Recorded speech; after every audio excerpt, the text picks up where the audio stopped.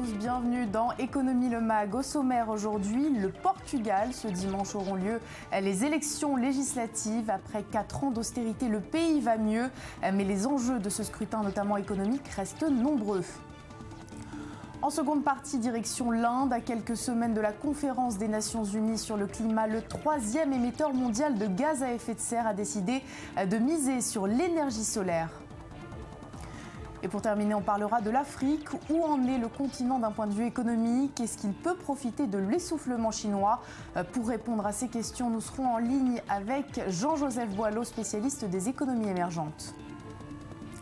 Voilà pour les titres, mais avant de les développer, je vous propose de faire un tour d'horizon de l'actualité économique internationale. Et tout d'abord, le FMI, une fois de plus, la directrice générale Christine Lagarde a exprimé ses inquiétudes au sujet de l'économie mondiale. La situation est incertaine et les marchés volatiles, principalement à cause de la perspective d'une hausse des taux d'intérêt américains, mais aussi du ralentissement de l'économie chinoise. Des nouvelles prévisions de croissance doivent être révélées la semaine prochaine. Écoutez. La croissance mondiale sera probablement plus faible cette année que l'an dernier, avec seulement une légère accélération attendue pour 2016. Maintenant, la bonne nouvelle, c'est que nous assistons à une modeste reprise dans les économies avancées. La mauvaise nouvelle, c'est que les économies émergentes devraient, pour la 5e année consécutive, connaître une baisse de leur taux de croissance.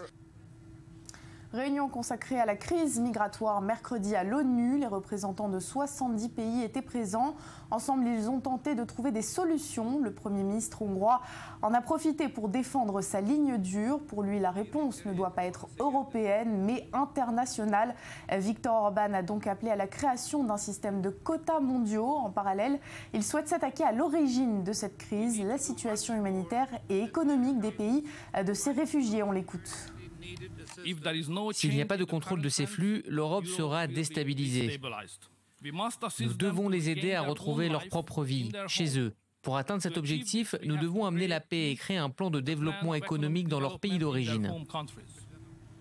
Et toujours aux États-Unis, ce mercredi, une conférence bancaire s'est tenue à Saint-Louis, dans le Missouri. Était présente sur place la présidente de la Réserve fédérale américaine, Janet Yellen. À la surprise générale, elle n'a pas prononcé un seul mot au sujet de la politique monétaire. Une remontée du taux directeur de la Banque centrale devrait pourtant avoir lieu d'ici fin 2015. Allez, on change de continent, direction l'Asie. En Chine, l'activité manufacturière s'est une fois de plus contractée. En septembre, l'indice PMI s'est établi à 49,8% selon le gouvernement. Il est même encore plus faible si on en croit les calculs du cabinet Markit, 47,2%. Des chiffres qui viennent donc confirmer l'essoufflement de Pékin. Mais pour certains, ce ralentissement devrait être compensé par la construction d'infrastructures, un secteur en plein essor. Écoutez. Le gouvernement a continué à lancer des projets de construction dans les domaines clés. Je pense que la construction d'infrastructures va devenir une force importante pour assurer une croissance soutenue de l'ensemble de l'économie. Nouveau rebondissement dans l'affaire Petrobras. La Suisse a bloqué plusieurs comptes bancaires du président du Congrès brésilien, Eduardo Cunha. La justice l'accuse de blanchiment d'argent. Il y a un mois déjà, le Brésil avait lancé des poursuites contre lui. L'homme est soupçonné d'avoir touché des pots de vin du géant pétrolier par au moins 5 personnes mises en examen dans le cadre de cette affaire. Et on termine avec la France, où le secteur automobile n'a pas encore été affecté par le scandale Volkswagen. Au mois de septembre, les immatriculations de voitures neuves ont progressé de plus de 9%. Résultat, les constructeurs sont optimistes et révisent à la hausse leurs prévisions de croissance du marché français pour 2015, entre 4 et 5% contre seulement 2% auparavant.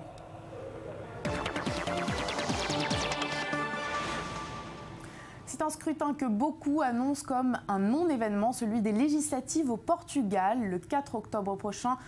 Pourtant, les enjeux sont encore nombreux. Si après 4 ans d'austérité, le pays se porte mieux, la situation économique reste fragile. Un Portugais sur 5 vit toujours sous le seuil de pauvreté avec moins de 5 000 € par an. Les détails en images avec ce sujet de Laura Duhamel.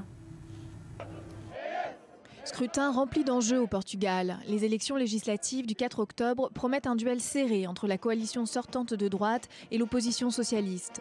Selon les derniers sondages, la droite serait en tête, mais pourrait ne pas dégager une majorité absolue. Et cette impasse inquiète, car après 4 ans d'austérité, la dette frôle encore les 130% du PIB. Et bien que peu probable, l'ombre du chaos grec plane donc sur ces élections. Le grand changement survenu en Grèce, c'est que le système des partis politiques s'est effondré, ce qui n'est pas arrivé au Portugal. L'élection en 2011 du gouvernement centre-droit de Pedro Passos Coelho avait débouché sur une politique de rigueur sans précédent. Une politique qui, malgré la grogne sociale, a semble-t-il porté ses fruits. La croissance est revenue en 2013 et le Portugal s'est affranchi l'an dernier d'un plan d'aide internationale de 78 milliards d'euros. Pour 2015, le gouvernement actuel souhaiterait poursuivre sur la voie de l'austérité afin de ramener le déficit sous la barre des 3% à 2,7% du PIB. Une politique que dénonce le Parti socialiste. Nous devons redéfinir une nouvelle priorité pour notre politique économique. Cette priorité, c'est l'emploi. Mais pour beaucoup, ce débat entre droite et gauche est un faux débat. Car quelle que soit l'issue du scrutin, la politique économique dépendra surtout des instances internationales. La différence entre la coalition de centre-droit et le Parti socialiste, c'est que le Parti socialiste présente un programme économique modéré qui accepte les scénarios présentés par l'Union européenne, alors que le programme de centre-droit est celui qui a déjà été validé par Bruxelles. De fait, pour l'un et pour l'autre, la marge de manœuvre de la politique économique des futurs gouvernements portugais sera extrêmement réduite et dépendra beaucoup plus de facteurs internationaux que de décisions nationales. À moins d'une semaine du scrutin, les créanciers du pays et les institutions européennes restent sereins. Quant au milieu financier, le résultat des élections semble peu leur importer. L'agence de notation Standard & Poor's vient même de relever la note souveraine du Portugal.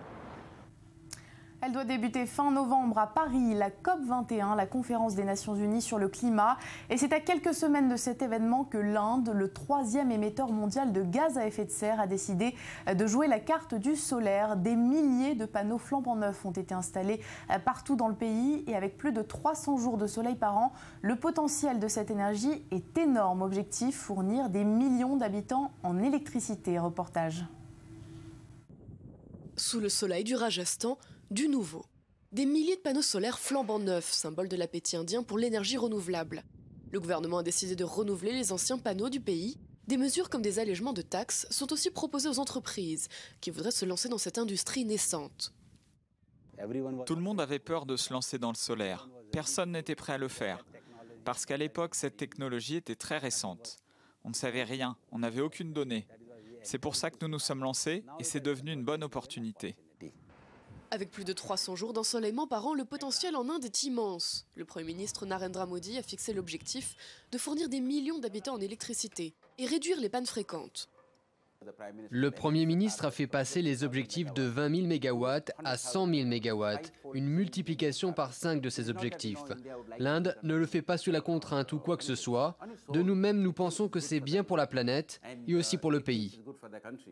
C'est l'autre enjeu, et il est diplomatique. Redorer le blason indien face au réchauffement climatique. À quelques mois de la conférence sur le climat à Paris, l'Inde est en retard. 3e nation la plus polluante, son énergie est générée à 60% par du charbon. Le charbon peut être une solution temporaire, mais il ne fait aucun doute que nous devons continuer à investir dans les sources d'énergie renouvelables.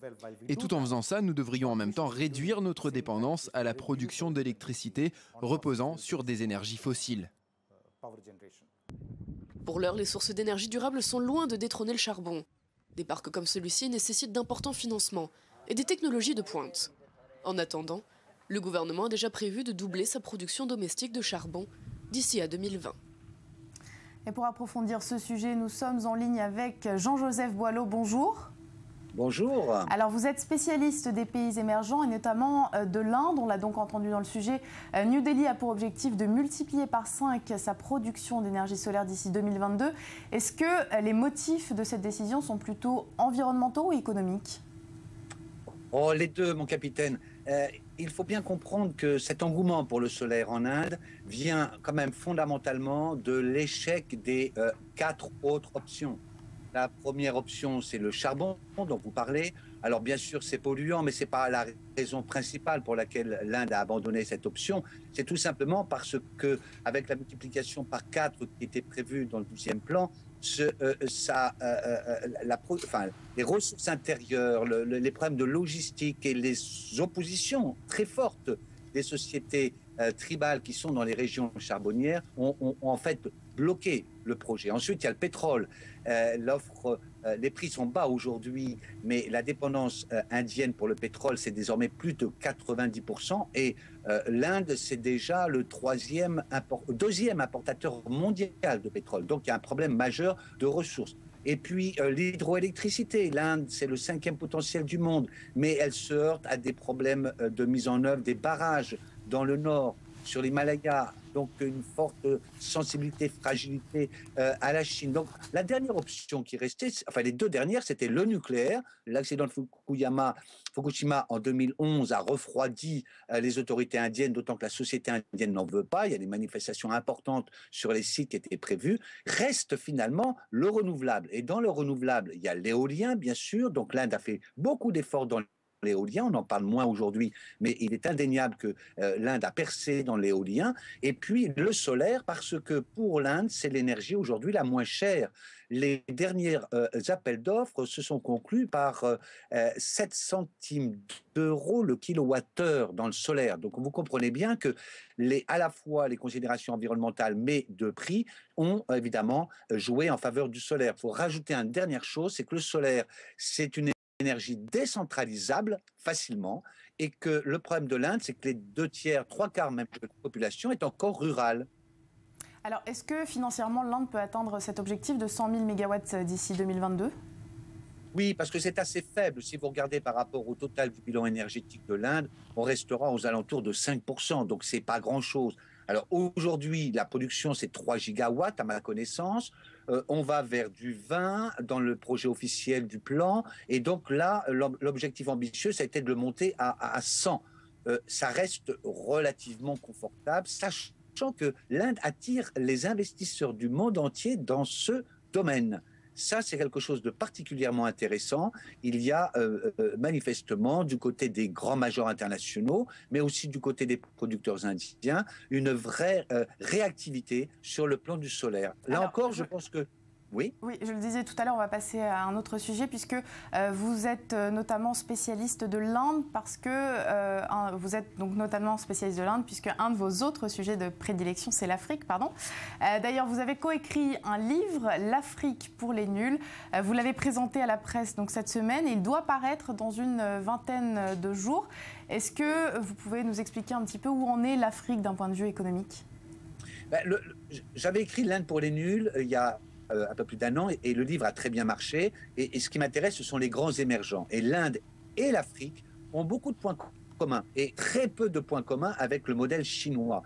Dans le cas de l'Afrique, mon sentiment, c'est qu'elle est en train de se réveiller comme l'Inde se réveille, à la fois de façon chaotique, il y a des mauvaises nouvelles un peu tous les jours, mais en même temps avec une énergie, une capacité entrepreneuriale et une transition démographique qui joue vraiment aujourd'hui en faveur des jeunes de 18-25 ans. Donc, dans le cas de l'Afrique, sur le plan politique, ça s'est manifesté dans la dernière période, notamment au Burkina Faso, mais un peu partout. La transition politique démocratique est poussée par la jeunesse. Et sur le plan économique, la demande d'emploi des jeunes de 10-15 millions par an sur le continent met les dirigeants politiques et les entreprises dans une situation où il faut qu'ils répondent à cette demande des sociétés africaines. Donc, mon sentiment, c'est qu'on rentre dans le décollage. Je suis désolée, on va devoir couper par manque de temps. Merci pour toutes ces explications, Jean-Joseph Boileau.